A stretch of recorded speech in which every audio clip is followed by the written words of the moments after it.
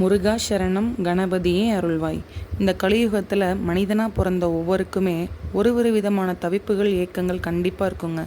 இதை இந்த மனித பிறவியில் எல்லாமே பூர்த்தி அடைஞ்சவங்க அப்படின்னு சொல்லக்கூடியது யாருமே கிடையாதுங்க. நிச்சயம் கிடையாது.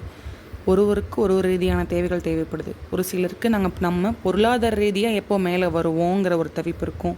ஒரு சில பேருக்கு குழந்தை பாக்கியம் விரைவாக கிடைக்காதாங்கிற ஒரு தவிப்பு இருக்கும். இன்னும் சொல்லிக்கொண்டே போகலாங்க. இதற்கெல்லாம் ஒரு எளிமையாகவும் இருக்கணும், சீக்கிரம் அதை நிறைவேறவும் செய்யணும். அதுக்கு நம்ம என்ன பண்ணணும்? அதற்கெல்லாம் ஒரு எளிமையான தீர்வு ஒன்று இருக்குது. அதுதாங்க ஊருக்கு ஊர் தெருவிற்கு தெரு இருக்கக்கூடிய நம்ம பிள்ளையார். நம்ம பிள்ளையார் ஒரு குழந்தை மாதிரிங்க.